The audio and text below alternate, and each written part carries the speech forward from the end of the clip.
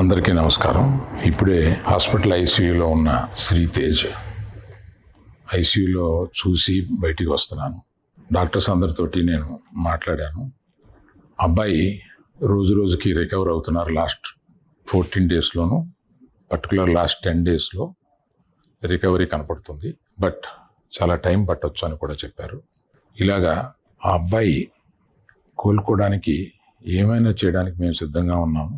అది కాకుండా ప్రభుత్వం కూడా వచ్చి మేము దీన్ని తీసుకుంటాము,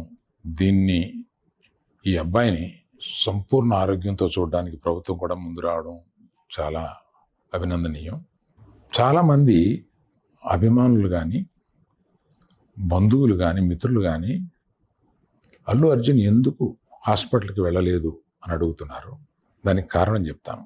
స్టాంపీడ్ జరిగిన రోజు మరుసటి రోజు మార్నింగే అల్లు అర్జున్ వద్దామని అనుకుంటే హాస్పిటల్ అధికారులు నిన్నే కదా జరిగింది, ఇవాళ ఈ హాస్పిటల్కి వచ్చి ఇక్కడ ఇంకొక ఇన్సిడెంట్ని ఎందుకు అవాయిడ్ చేయమని చెప్పి అడిగారు. కరెక్టే కదా అనిపించింది. రాలేకపోయారు.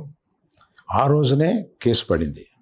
ఆ కేసులో పడిన తర్వాత మన legal team headed by Niranjan garu strongly advised Bunny should not go to the hospital at all or meet the parents ఇట్లా అని చెప్పి గట్టిగా చెప్పారు. ఆ తర్వాత మేము రావడానికి అనేక నిబంధనలు, మళ్ళీ నేను ప్రభుత్వాన్ని పర్మిషన్ అడిగాను. నేనన్నా కనీసం వెళ్ళి చూస్తే బాగుంటుంది అని. ఎందుకంటే ఓ రోజు బన్నీ బాధపడుతూ నేను చూడలేకపోయాను, నువ్వన్నా వెళ్ళి చూసిరా డాడీ అని అడిగాడు. నేను ప్రభుత్వాన్ని అడిగితే వారు పర్మిషన్ ఇచ్చారు.